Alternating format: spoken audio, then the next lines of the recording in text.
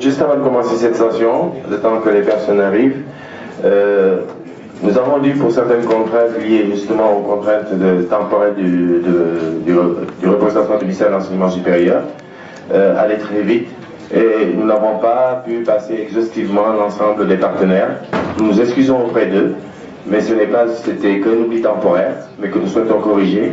Donc je vais tout de suite demander à Marcus d'Africa 7 de bien vouloir, qui est un des soutiens de cette à cette organisation, de bien vouloir rapidement donner un petit mot. Marcus, please, can you just give soft words about your contribution to this conference? Thank you.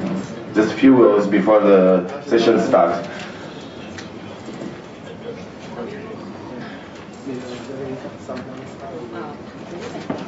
Thank you, Monsieur Corentin. First of all, we would like to congratulate the organizer of this event for the work done. We wish you all the best.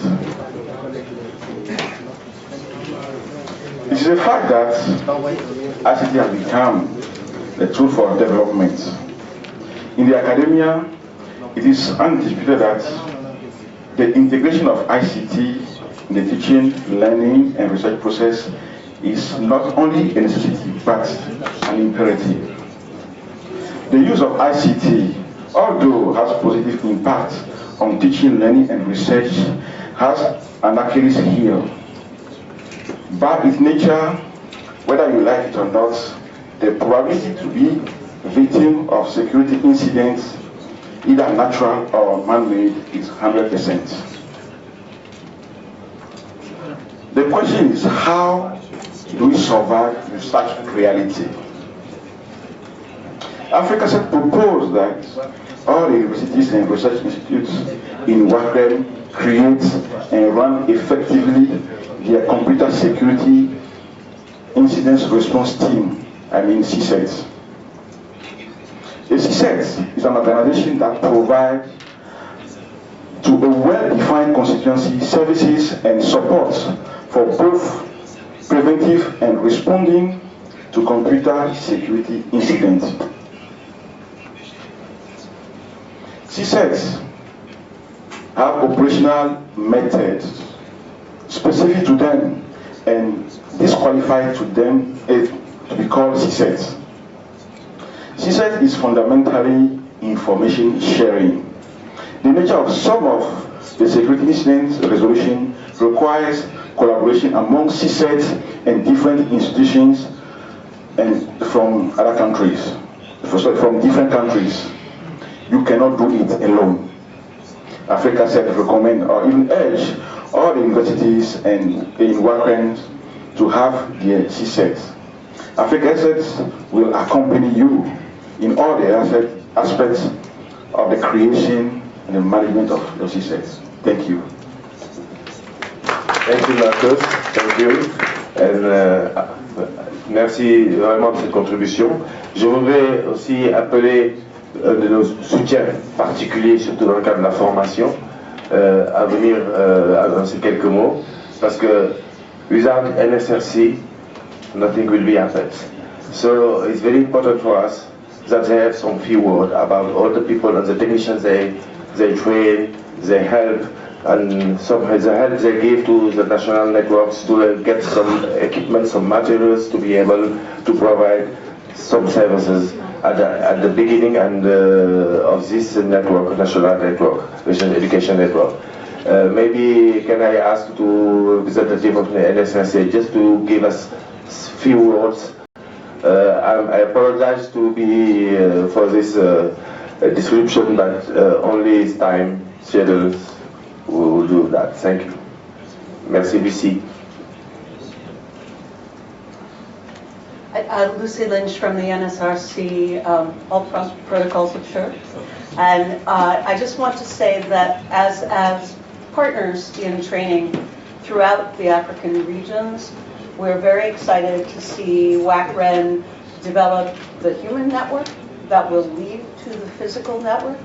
We look forward to engaging in the physical network and with all of you, and we wish everyone here great success. Africa for Africa.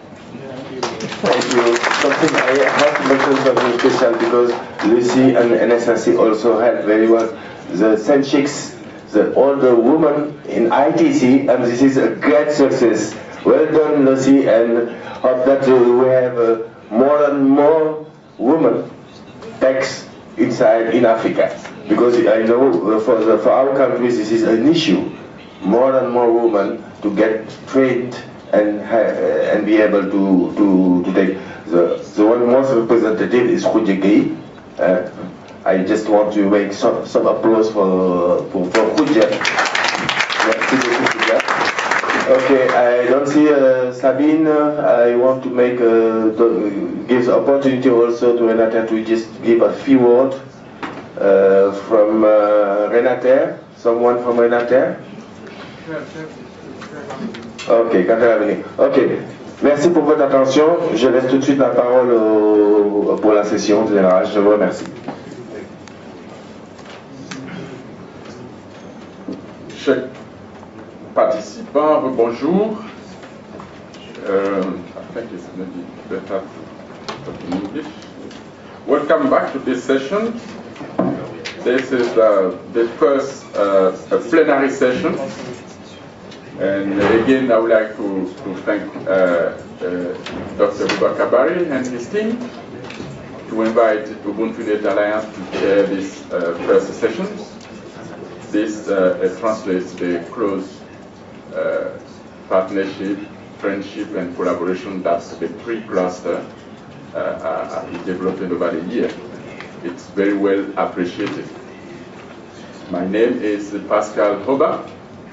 I'm the CEO of UbuntuNet Alliance, and I'm going to chair this first plenary session in collaboration with Agnes, who is the rapporteur, and she's working from ERD, which is head office is based in the French Research Center based in Montpellier, in the south of France.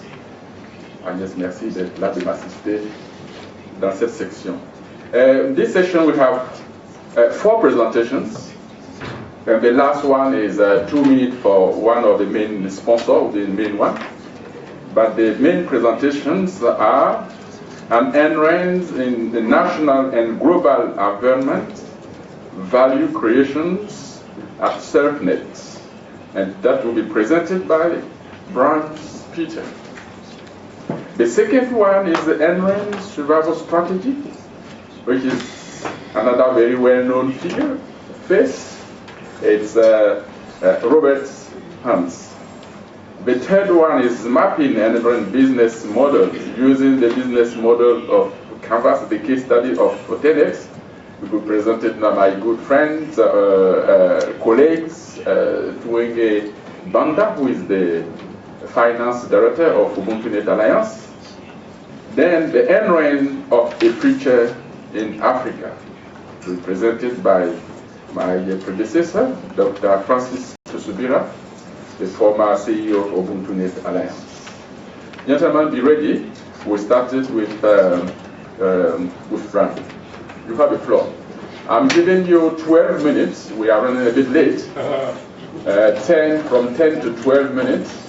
We proceed as we presented we will go through all the 4 presentations. Then we'll open the floor for some discussions, comments, and questions. So you have from 10 to 12 minutes. Bram, you have the floor. Thank you.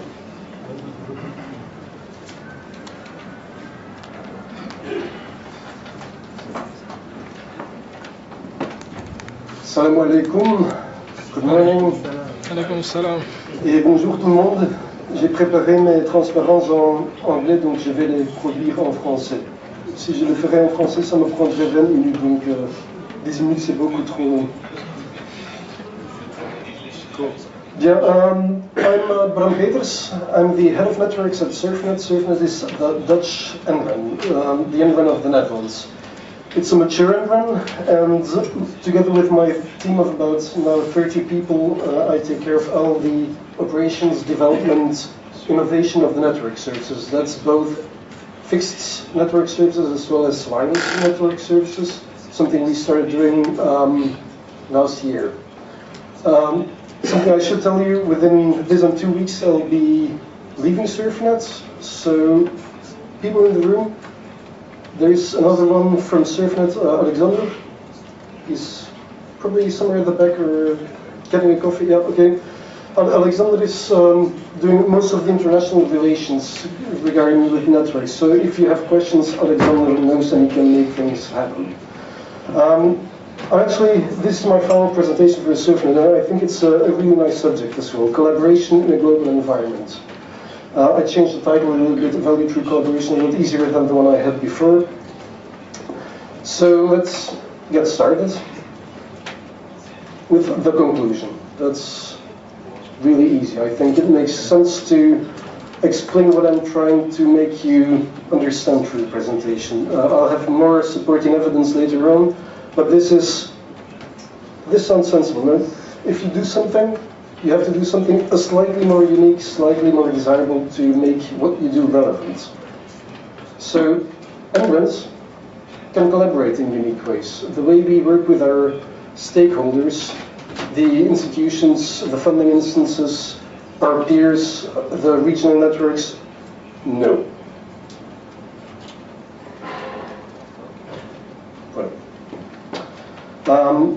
That is quite unique. We're not a commercials, we can collaborate with all the different people, so hey, why not have collaboration to be the thing that makes your NREN relevant? I think this is the key to what we do. Collaborate with your institutions, collaborate with your peers, collaborate with your regional networks, collaborate with your suppliers. So, where do you find value in collaboration? Why does it actually matter? Scale is a simple one. When you get people together or companies together, you have scale advantages, sharing of the fixed costs, purchasing power, demand aggregation, but also, and that's actually quite important, is you can share expertise. If you have expertise, someone else has expertise, and you collaborate, you can share the expertise. You don't need to build your own expertise in every different NREN, in our case. Or our institutions don't need to have all the expertise that we have. We can do that for them. Network effects. That's another somewhat obvious one. There are typical services that have a typical effect that's called the network effect. A service becomes more valuable when more people connect. For example, one guy with a telephone, that's a bit sad, he has no one to call. Two people with a telephone, that's a bit better. If they like each other, they can have many phone calls. 1 million people with a phone, that's really valuable. So that's a typical network effect. What you can do through collaboration is make sure that when you are building a service that has a network effect, instead of trying it this way and that way and that way through 3 different standards or 3 different approaches, you can club together and say, okay, this is what we're going to do. This is how we create the most value for all of us. That's the network effect. And because you can collaborate with your institutions instead of just being a supplier or a customer or a competitor, you have a room to actually look at the long-term targets you have. You can have a much more open innovation environment. You can talk to each other without holding your cards to your chest. You can be open about what you do, and that brings a lot of value in our community. We share what we do, we like to talk about it, we like to listen to what other people are doing, and we assume that when we ask questions, people will answer it. When we want to co-develop things, there are partners available in the community. Yeah, that's the point. How do you actually do that? How do you build the right kind of enterprise to do that? This is from the case for NRENs. I think it's from 2009, a Danterena product. The link is at the bottom, so go have a look at it. Basically, what it says is 2 axes. The one from the top to the bottom to the top goes member funding or complete government funding. If you're completely funded by your members, 100% paid for services, they will ask you for short-term benefits. They'll be interested in lower costs now. Whereas in the end, their strategic aim should be long-term low values, which means more investment. So that's where government funding may come in. On the other hand, if you have 100% government funding, you're not independent. You depend on political events. You probably have to redo your programs every 4 or 5 years. Like, for example, our good friends at Canary, completely government funded. Every 4 years they are stuck again. They can't really have a long-term horizon. They do have one, but it's dependent on the government of that moment. The access from left to right is easier. No member engagement, strong member engagement. Obviously, it makes a lot of sense to have strong member engagement. And then you're in the sweet spot. So how do we get to that sweet spot at SURFnet? We've been going on for 25 years, and I think we're doing lots of interesting stuff, so I assume we're in the sweet spot. How we organize it is, we have on the left side the institutions. They are the cooperation. We are a cooperation that's called the SURF Cooperative, and the board is completely built on the institutions, so they govern us. They set the long-term strategy, they set the long-term changes, they think about the scope of what we should be doing. And under the SURF Corporation, there's 3 different SURF companies. One of them is SURFnet. We do networks and authentication authorization stuff. SURF SARA, they do supercomputing. And SURF Market, I'll talk about SURF Market later, they do purchasing basically. So you get governance, true governance, and then at the same time you sell the services to the institutions, so they look at both the long-term and the short-term quality of what you do, and that keeps you very, very sharp. We need to think about what we do, we need to engage with them. That's what they expect from us. So, I have 5 example services. If Pascal gets too angry, I can cut 1 or 2, but this is where I should sort of demonstrate that indeed the kind of collaboration I talked about does bring value to the services we do. I've only selected 5, I could have talked about 10. First one, because I'm from the network, I think the network. We connect to each other within the Netherlands and we connect to the world. How do we do that? In the Netherlands, we have a dark fiber network of 13,000 kilometer dark fiber. That is a serious investment. You don't do these investments without having a long-term view of things. You don't do these investments without getting together. People need to put up the money. Government put in the money, the institutions put in the money. On this shared infrastructure, we deliver services. It should be IPv4 and IPv6. I spoke that this morning, but I forgot to correct it. We do connection service. At the moment, it's 1 gig, 10 gig, 100 gig. But in the end, the main value is having that fiber infrastructure gives us freedom to keep developing services. And that was a very conscious long-term decision made by our community. Taking it 1 level up, we connect to Janz, the European NREN of this world, or the European UbuntuNet. Same kind of story. NRENs get together, decide how to invest, and they bring the best services to their community again. We couldn't easily get to places like Malta or Cyprus without having a Janz in there.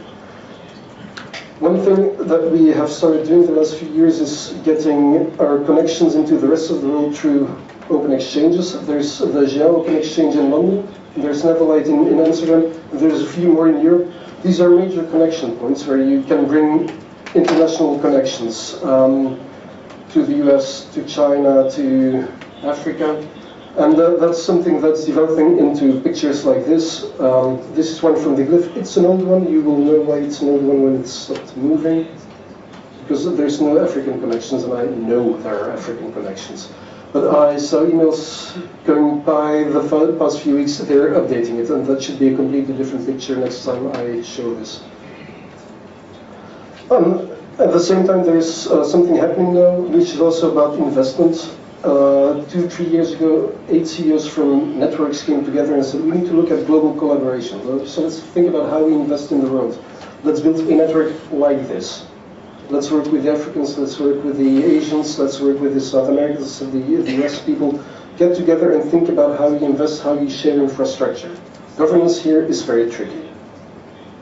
I don't think they solved the problem yet, but the intent is really right. So, a quick example, for example, a Dutch scientists want to get to data in California. How do you get there? How do you get a 10 gig from the Netherlands into California? You build a link from California into the Netherlands. Then on our network, we can share the bandwidth. We can have dynamic circuits into the uplink. So now all the genomics scientists in the Netherlands can get access to these huge data sets in California. They share the connectivity in the Netherlands. They share the uplink. The applicant is built through 3 different open exchanges and through shared capacity that is internationally available. Checklist, I think it makes sense. Scaling is obvious. There is a network effect, and you need to have serious trust in your community to actually be allowed to do this. Example 2, connects, completely different thing. AI at universities. It used to be a bit like this. You have a university, you want to connect to a service provider. Service provider needs to think about how to do that. What standard are you using? How do you actually do the authorization of your students? A complete mesh. There's a very obvious solution to this. So we built something called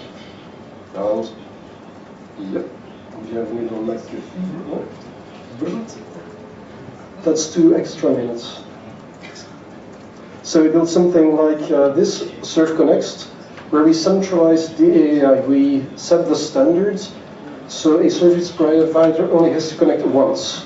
The university only has to connect once. Once you connect, you can get to all the different service providers. Once you connect as a service provider, you can get to all the different universities.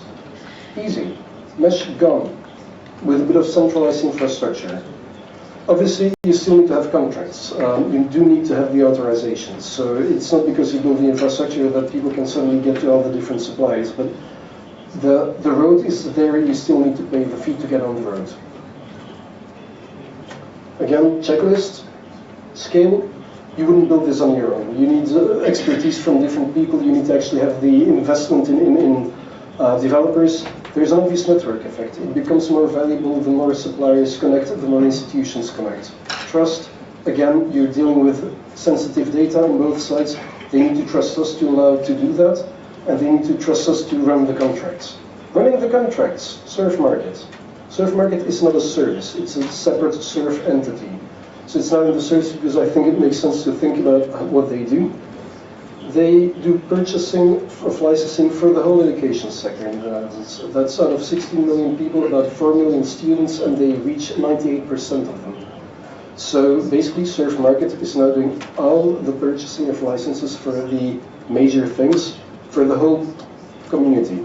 How do they do that? They make up the agreements, one with the vendor, one with the institution, and then when the institution wants to get a specific vendor, there's an amendment to the contract. Easy. You make one paper and then you make small amendments for every additional thing you do. And once you've done that, you can get the service running, payments go, reports go. Trivial. About 170 of the main parties are now within the SURFmarket scope.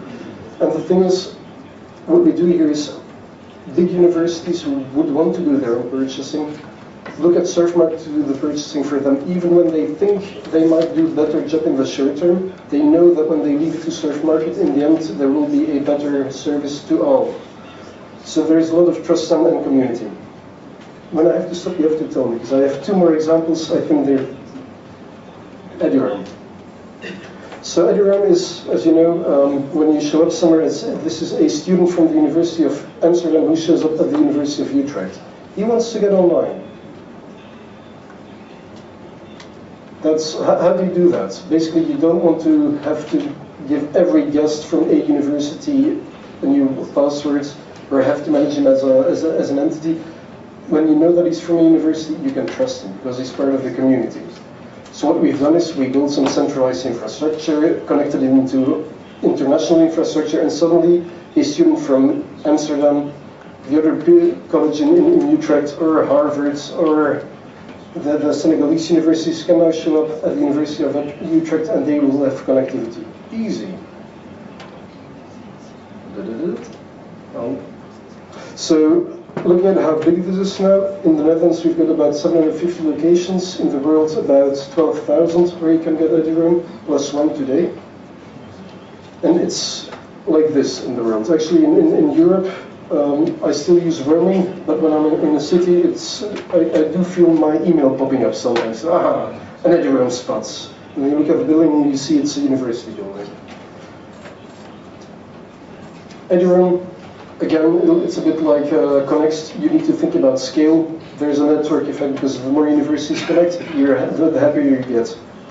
Trust, again, quite obvious. Final example, SURF Wireless. As I said, we have started to do wireless stuff. My department does everything that's a packet and transport we think about. Campus Wi-Fi is an issue. We didn't tend to go onto the campus, but Wi-Fi in the institution is complicated. Different costs, you need expertise, you need to run the tender procedures, so you need to know what to ask for, and you actually need people to run a fairly complicated service. Why don't you have that centralized somehow? So what we said is, we'll do the purchasing, we will select a management partner who will then come to the university, we'll take care of the innovation, the long-term strategy of the product, and we will involve you. Part of this project was done with 2 people from universities who set the specs together with us, because we have never run wireless networks. But people trust us to do that, and that's the kind of relation you want to get with your customers, or users, or institutions. So, collaboration benefits, obviously, it's a lot cheaper now. When you look at the price they were paying per access point, we managed to get a much better deal, and we get better development later on, because we had centralized expertise as well. That was, so quick one, scale, obvious, because you get the purchasing benefits. Network effect, very limited, because every university buys their own Surf Wireless from us. It doesn't matter when another one buys it, it's their product. Trust, quite obviously, need to trust us. They still do. Get of the examples, at least for this presentation. So this slide, just because I had a conclusion at the slide, I thought I'll edit at the end again. Thank you. Questions?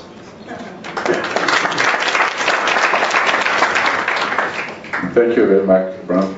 As we said, we proceed with the second presentation. This is at the end of the 4 presentations, and we open the floor for questions. So, the next presentation, NREN's reverse strategy.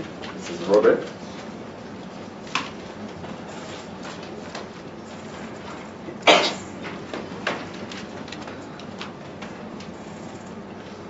For all presenters, the rapporteur would like to have Bram, starting by you, 1 paragraph of the key point that you would like that should go in the report. It's much more better than Pascal. So if you can send it, I will give you the contact of the rapporteur and you send it to her. Thank you.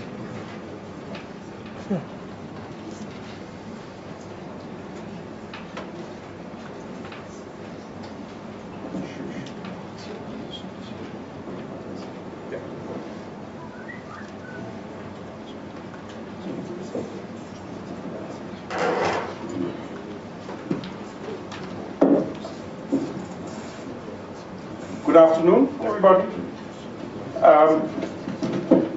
My name is Robert Janz. I'm from the University of Groningen in the Netherlands. And as part of my job there, I'm also involved in many international projects that our university participates in. And in the most recent years, I have been working together with emerging NRENs to start up their organizations, to start up the network, and start getting into business.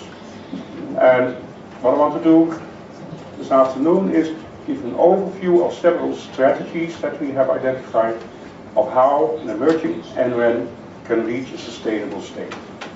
In the presentation that we just had from Bram, SURFnet has been around now for 25 years. It's certainly sustainable, provides services, and had a long head start, of course, with many of the NRENs here in Western and Central Africa to reach this state. So we can learn from what other NRENs have done before you, although I must say that we sometimes forget when the NREN started in Europe, there was no internet. And there is internet now, and that is the main cause of problems and headaches getting there. It was a collaboration. That was the start of SURFnet, to jointly make use of high-performance computing systems. And for that we needed a network. There was no internet in the 90s. Unbelievable. Okay, before going into my talk, a couple of pictures. In February, there was an article published about the observation of gravitational waves. I'm not going to go into that subject. but it was of huge importance. And the article was written by Mr. Abbott et al. And the et al. Is very intriguing here. It means that there are more than one author. And if you look into that article, you see that there were more than 1,000 people on that list who wrote that article. And why do I mention it here? That would not be possible without the support of underlying NRENs, the national level, at the regional level. To collaborate in such a way to get an article out of that importance. It was a huge collaboration there. Another example. For me it's close to home. No? I suppose. Yeah. Euclid. That's a satellite that will be launched in 2018, 2019, somewhere around there. And it's going to make observations of more than 1 billion galaxies. 1 billion galaxies over a period of many years. And that information will be sent to around 8 scientific data centers in Europe, and I think also one in the United States. And researchers will be able to access that data. And we're talking about data on the petascale, on the petabyte scale. One of the data centers is at my university, so I know a little more about it. There are, for Euclid, 1,300 consortium members. And more than that are scientists who want to access that data. Again, this would not be possible without the use of underlying networks. So this is the importance of NRENs for large scientific projects. If you go closer to home, in the African setting, you also have large projects starting up here. In southern Africa, we will have the SKA project, the radio telescope, radio astronomy telescopes. We have malaria collaboration. Big centers here in Africa working together in the continent, but also with other continents to tackle malaria.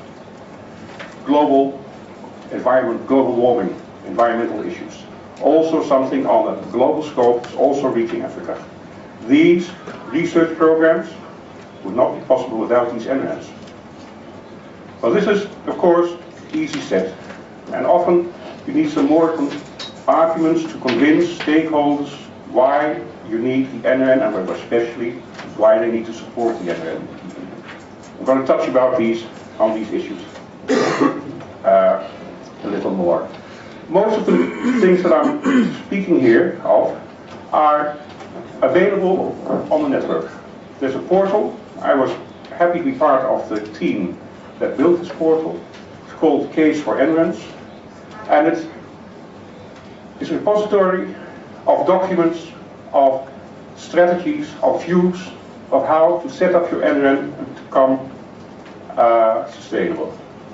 And then really, this whole talk is actually a pointer to this portal, and I invite you to go to the portal and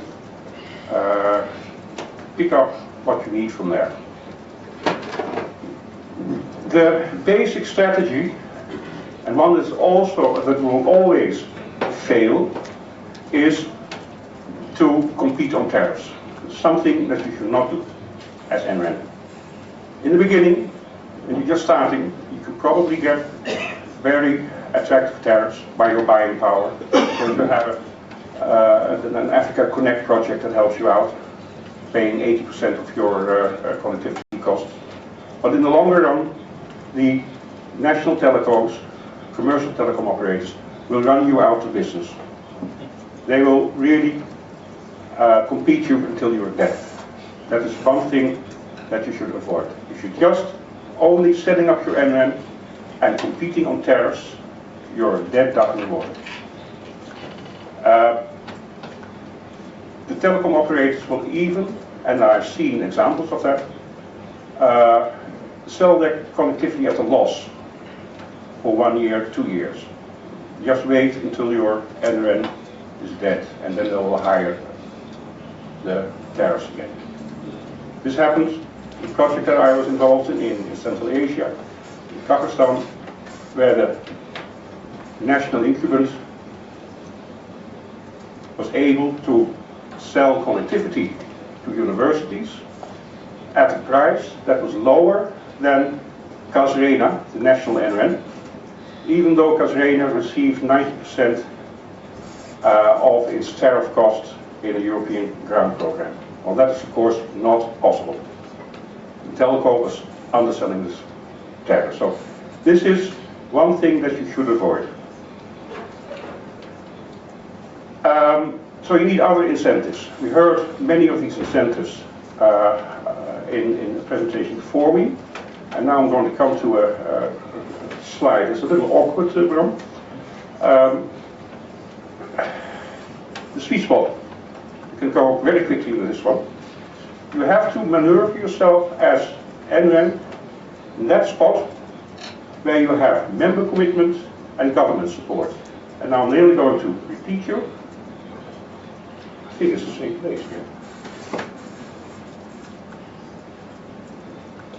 The sweet spot, and it is not for publication of 2009, it's publication of 2015, namely in the Case for NREN website, and was built last year in a team where we identified what was explained in the previous talk. Get to that sweet spot there on the right hand side, where you have government support and member commitment.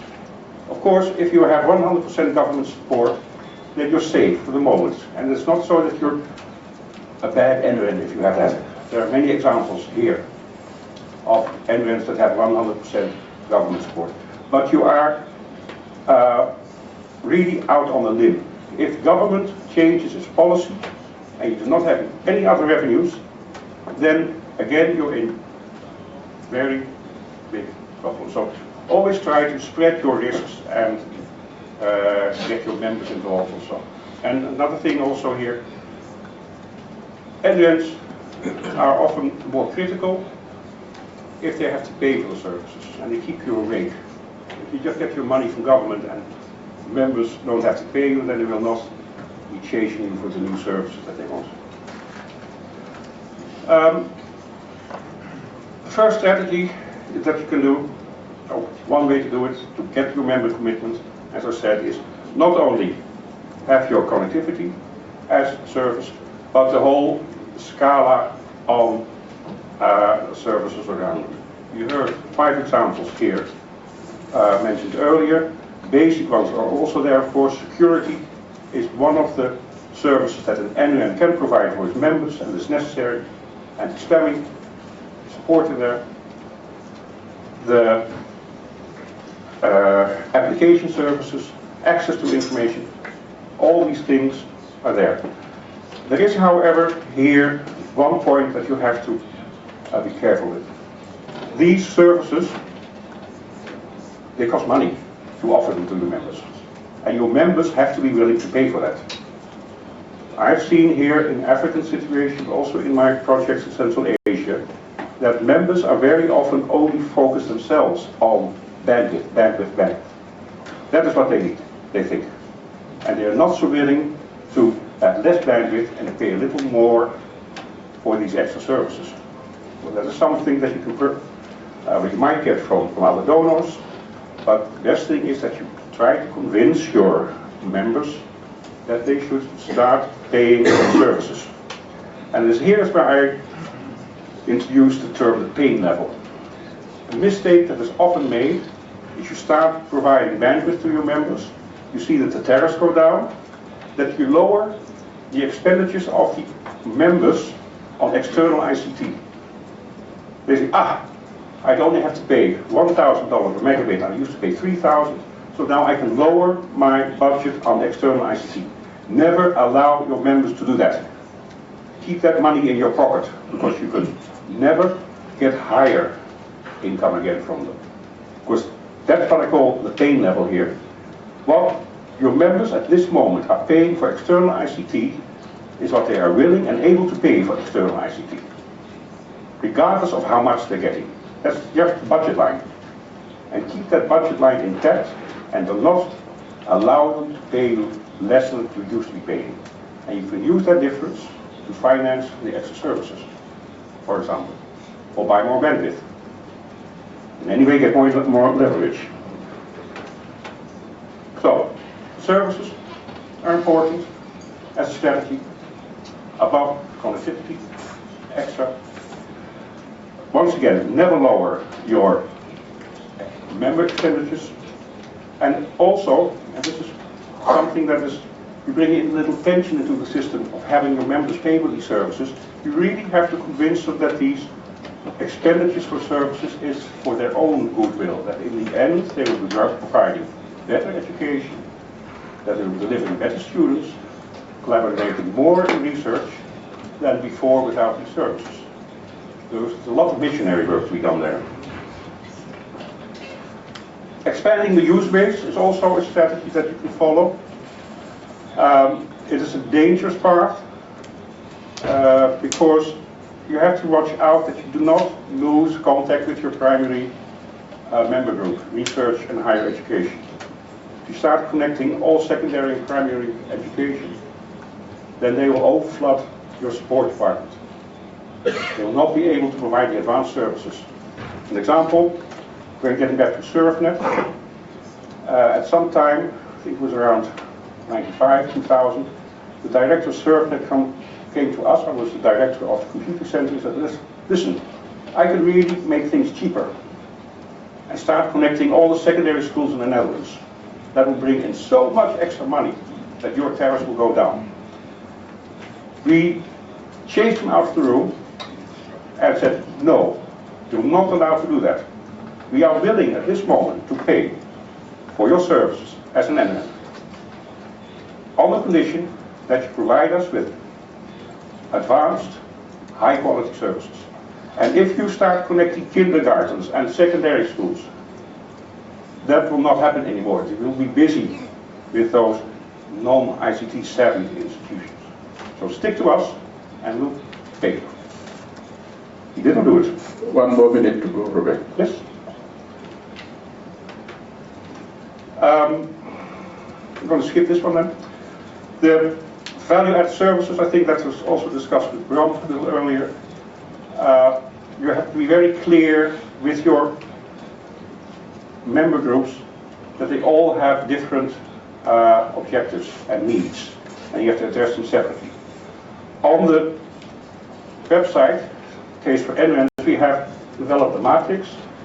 There you can see, if you have different member groups, how you can visualize their different needs.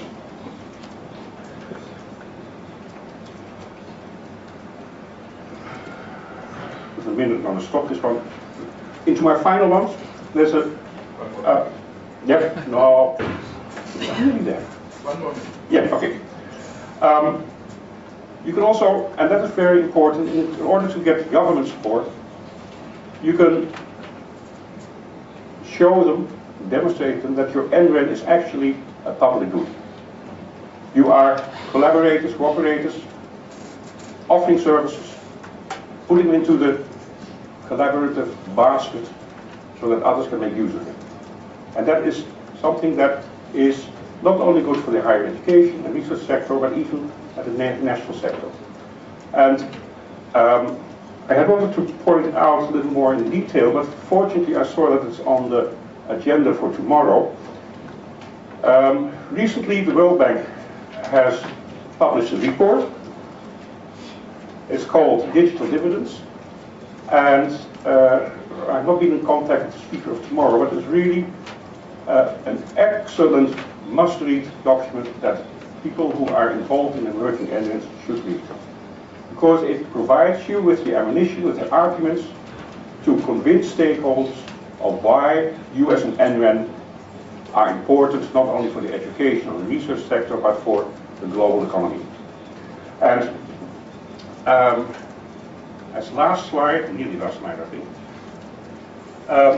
one of the graphs, for example, here, they set out the quality of education, that's on the x-axis, against the entrepreneurship and the make use of ICT in the country.